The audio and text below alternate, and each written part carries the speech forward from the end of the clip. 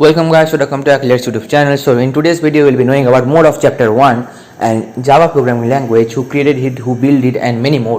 So जिन्होंने भी अभी तक हमारे YouTube चैनल को सब्सक्राइब नहीं किया है जल्दी से जल्दी सब्सक्राइब कर दे और वो बेल आइकन भी दबा दे ताकि आपको नोटिफिकेशन मिलते रहे। साथ ही साथ इस वीडियो के अंत में हम लोग एक गिव अवे भी डिक्लेयर करने वाले हैं, ठीक है। तो बिना किसी देरी किए शुरू करते हैं आज का वीडियो। चलिए शुरू करते हैं। व्हाट इज़ जावा, ठीक है।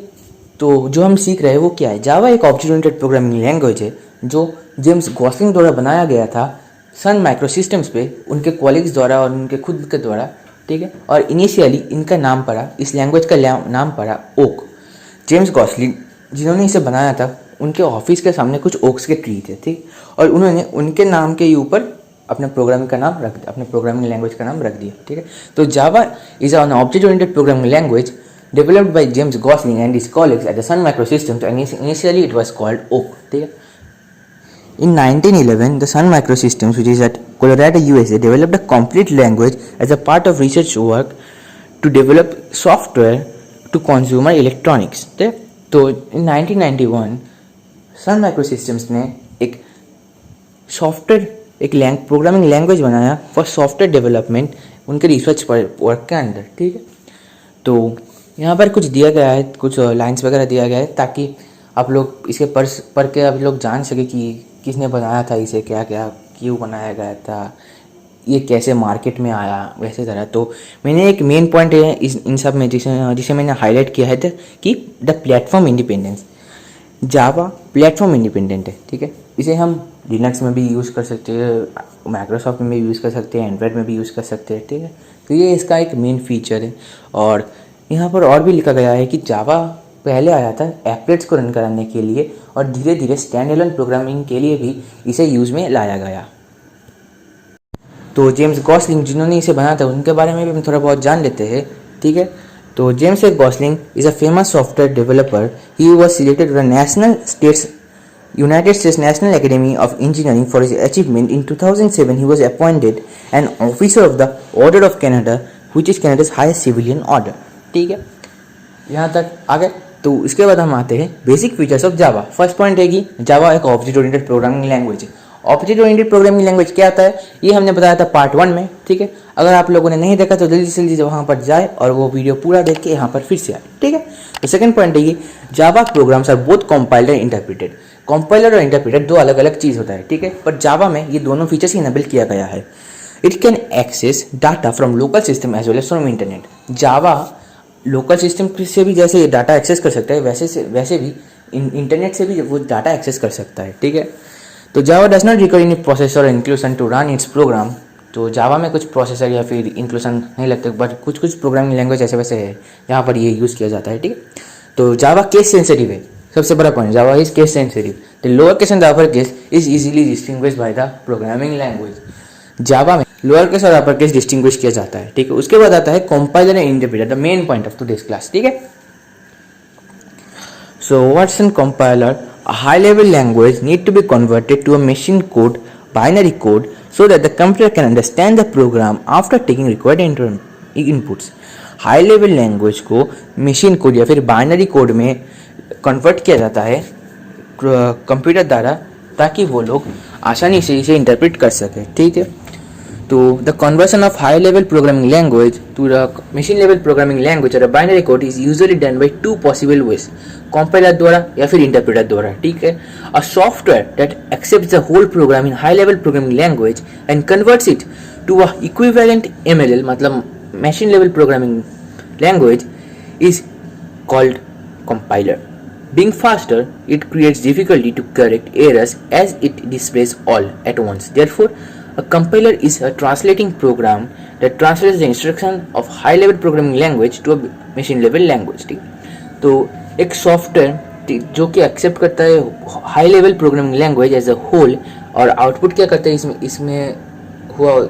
इसमें हुआ गया एरर्स या फिर वगैरह वगैरह एक साथ, ठीक है, एक साथ। जो पॉइंट इज एट वंस, जिसके लिए कई सारे प्रॉब्लम्स हमें फेस करना पड़ता है जब भी हम लोग एक प्रोग्राम कंपाइल करते हैं, एक साथ सारे एरर्स दिखाते हैं और हमें और हम एक साथ तो सारे एरर्स करेक्ट नहीं कर सकते, तो डिबग नहीं कर सकते, तो इसके लिए भी प्रॉब्लम पता है। कंपाइलर क्या है? Compiler is basically a conversion program that converts that high level programming language to a machine level programming language all at once. ठीक है, तो उसके बाद आता है a program that compilers use for the conversion is known as a source code. High level programming language जो कि एक कंप्यूटर यूज करता है, कंपाइलर यूज करता है कन्वर्सन के लिए, जो कि उसका इनपुट होता है वो एक सोर्स कोड होता है, उसको सोर्स कोड कहते हैं। ठीक है, and this program which has been converted to a machine level language is known as object code. High level programming language जो कि एक कंपाइलर लेता है उसे कहते हैं सोर्स कोड, और जो कन्वर्सन के बाद जो वो कोड बनाता है उसे कहते हैं मशीन कोड और द ऑब्जेक्ट कोड। ठीक है, the object code means basically the object code, the software which converts the high level instruction line by line to the machine level language is known as interpreter. Compiler में हम देखते थे कि वो लोग high level programming language को directly convert कर रहे हैं ऑब्जेक्ट कोड में ऑल एट वंस, और यहाँ पर line by line the main focus is that यहाँ पर कन्वर्ट किया जाता है पर लाइन बाय लाइन। ठीक है, if an error is found और in any line the execution stop till it is corrected. Compiler में जैसे सब सारे एरर्स एक साथ दिखा देते, यहाँ पर ऐसा नहीं। इंटरप्रेटर में इंटरप्रेटर क्या करता है, लाइन बाय लाइन चेक करता है और जहाँ भी एरर्स दिखाई दिया वहाँ पर रुक जाता है ताकि जो यूज़र है वो उसे ठीक कर सके और फिर से वो रन करता है उसके बाद। ठीक है, and interpreter is generally use in micro computer में इंटरप्रेटर जनरली यूज किया जाता है। It helps the programmer to find out the errors and correct them before the it moves to the next statement. एक interpreter क्या करता है, basically एक line में या फिर एक स्टेटमेंट में एरर फाइंड करता है और वो यूजर तक पहुंचाते हैं before it moves to the next line.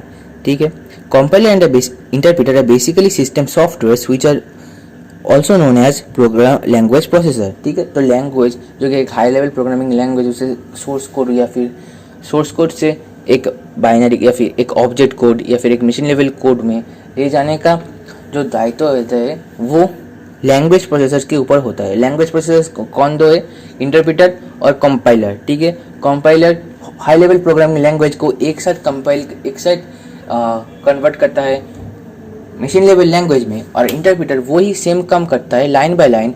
Compiler all at once error देता है और interpreter line by line error देता है, और नेक्स्ट लाइन तभी तक मूव नहीं करता जब तक वो लाइन एरर फ्री या फिर डिबग ना हो जाए। ठीक है, तो high level programming language source code पहले इंटरप्रेटर के पास जाता है, इंटरप्रेटर उसे लाइन बाय लाइन एकदम से चेक करता है, एरर शो करता है यूजर्स को ताकि वो आसानी से इसे डिबग कर सके, और फिर इसे एक मशीन लेवल लैंग्वेज में या फिर ऑब्जेक्ट प्रोग्राम में ऑब्जेक्ट कोड में कन्वर्ट किया जाता है। ठीक है, तो उसके बाद आता है एक difference, what is compiler versus what is interpreter. 2 point से आप लोग इसे पढ़ लेना। अगर कोई डाउट्स वगैरह हो तो ज़रूर कमेंट्स करना या फिर हमें मेल करना, नीचे हम लोग मेल आईडी पिन कर देंगे। तो उसके बाद हम आते हैं Java compiler and interpreter. You know that compiler and the interpreter are used in various computer language. Each language uses either compiler or interpreter to convert source code into object code. Java language treats compiler and interpreters in different ways. Java compiler is a software that converts source code into intermediate bind form called a bytecode. ठीक है, तो हम सभी जानते हैं कि compiler और interpreter भी दो अलग अलग चीज़ें हैं। ठीक है, और एक कंप्यूटर प्रोग्राम किसी इन दोनों में से किसी एक को यूज़ करता है, पर जावा इन दोनों को यूज़ करता है। ठीक है, Java treat compiler in different ways. Java इन दोनों को डिफरेंट वेज में ट्रीट करता है। ठीक है, Java compiler that converts the source code into intermediate bind form called the byte code. Java compiler क्या करता है कि सोर्स कोड को एक बाइनरी कोड में कन्वर्ट करता है। ठीक है, the byte code is common binary form of the program works irrespective of the machine on which it to be executed. तो बाइट कोड एक कॉमन बाइनरी फॉर्म है जो किसी भी एक लैंग्वेज या किसी भी एक सॉफ्टवेयर या फिर किसी भी एक मशीन के ऊपर आसानी से रन कर सकता है। ठीक है, तो Java interpreter accepts the byte code. ये byte code Java interpreter accept करता है और इसे मशीन कोड में कन्वर्ट करता है ताकि ये प्रोग्राम किसी भी एक मशीन में, ताकि वो शायद वो लिनक्स हो या फिर एंड्रॉयड हो या फिर कुछ भी हो, उसमें आसानी से ये रन कर सके। ठीक है, तो स्टोरी हम समझ लेते हैं। सोर्स कोड है, ठीक है, सोर्स कोड कंपाइलर तक जाता है, कंपाइलर उसे बाइट कोड में लेता है, बाइट कोड में फिर वो बाइट कोड जो है वो इंटरप्रेटर लेता है और इंटरप्रेटर उस बाइट कोड को लेकर मशीन कोड में बनाता है। ठीक है, और सूटेबल मशीन कोड में बनाता है। ठीक है, मतलब माइक्रोसॉफ्ट या फिर विंडोज़ के लिए एक कोड, लिनक्स के लिए एक कोड। ठीक है, या फिर डिफरेंट मतलब जिस सॉफ्टवेयर पे या फिर जिस प्लेटफॉर्म पे जो कोड सूटेबल हो वो चेंज करता है इंटरप्रेटर। ठीक है, कंपाइलर क्या करता है, सिर्फ हाई लेवल प्रोग्रामिंग लैंग्वेज को लेता है और उसे बाइट कोड में कन्वर्ट कर देता है, बस यही तक, ठीक है। तो जावा कंपाइलर इंटरप्रेटर को हम लोग एक बार टोटली रन करें तो एक हाई लेवल प्रोग्रामिंग लैंग्वेज है, उसे सिर्फ दो ही उपाय है उसे एकदम कई सारे कंप्यूटर लैंग्वेज में या फिर कई सारे मशीन में यूज़ करने के लिए कंपाइलर और इंटरप्रेटर द्वारा। तो एक हाई लेवल प्रोग्रामिंग लैंग्वेज को एक कंपाइलर कन्वर्ट करता है बाइट कोड में, ठीक है। और वो byte code is a binary form of the program only, ठीक है, जो कोई भी एक मशीन के ऊपर रन कर सकता है। और वो इंटरप्रेटर क्या करता है, वो बाइट कोड को लेकर क्या उसको भी कई सारे प्रोग्रामिंग या फिर कई सारे प्लेटफॉर्म जिसके ऊपर वो रन करेगा, ठीक है, उसमें कन्वर्ट कर देता है, ठीक है। तो उसके बाद आता है Java interpreter is a virtual machine. Java interpreter converts byte code into a machine code. The bytecode is a generic binary form of Java or the source code. The binary form need to be modulated according to the machine on which it to be executed. ठीक है, तो Java interpreter क्या करता है, जो byte code है उसे machine code में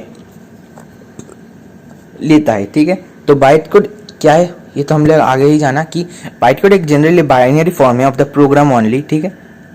और बाइनरी फॉर्म को एक कुछ मॉडिफाई करना पड़ता है ताकि वो लोग एक मशीन में रन कर सके, और ये काम क्या कौन करता है, जावा इंटरप्रेटर। जावा इंटरप्रेटर एक मेजर रोल प्ले करता है यहाँ पर, ठीक है। और respective it is a software, it is known as a Java virtual machine, ठीक है। तो जावा वर्चुअल मशीन असल में क्या है, जावा इंटरप्रेटर वो कौन है, जो कि बाइट कोड को एक मशीन कोड में कन्वर्ट करता है। और वो बाइट कोड का सोर्स क्या होता है, कंपाइलर। कंपाइलर क्या है, जो कि हाई लेवल प्रोग्रामिंग लैंग्वेज से बाइट कोड में कन्वर्ट करता है। और इंटरप्रेटर कौन है, जो कि बाइट कोड से मशीन कोड में ट्रांसफर करता है, ठीक है, और कन्वर्ट करता है, सॉरी। और जावा इंटरप्रेटर को ही जावा वर्चुअल मशीन कहता है, ठीक, कहते हैं, ठीक। तो उसके बाद आता है Java reserved word. Java reserved word और the key words are those word which carry special meaning to the system compiler. These words are basically used for writing a Java statement in the Java program. Such words cannot be used for naming a variable in the program. ठीक है, मतलब जावा reserve word कुछ जावा reserve word या फिर कुछ keyword ऐसे है जो कि एक इम्पोर्टेंट मीनिंग कंपाइलर तक ले जाते हैं, ठीक है। और वो वर्ड्स हम लोग वेरिएबल्स या फिर क्लास नेम वहाँ यूज़ नहीं कर पाएंगे, ठीक है। वो एक अलग मीनिंग कैरी आउट कर देगा कंपाइलर तक और वो कुछ एरर वेरर शो करेगा, ठीक है। तो कुछ कीवर्ड्स हम लोगों ने यहाँ पर डाल रखा है कि switch, else, break, static, more of it, ठीक है। तो आज यही तक दोस्तों, आशा है कि आप लोग समझे होंगे। अगर वीडियो पसंद आए तो लाइक ज़रूर कर देना, और कोई डाउट वगैरह तो कमेंट में ज़रूर लिखना। अगर आपने इस वीडियो को शेयर नहीं किया तो ज़रूर शेयर कर देना, और अभी तक अगर चैनल को सब्सक्राइब नहीं किया हुआ होगा तो चैनल को सब्सक्राइब कर देना। और साथ ही साथ अगर कोई डाउट्स वगैरह हो तो हमको मेल भी कर सकते हो, मेल हमारा है डिस्क्रिप्शन में, ठीक है। तो अगले वीडियो तक bye bye, see you in the next video where we will be covering the rest part, okay. So पढ़ाई करते रहो, all the very best, good bye.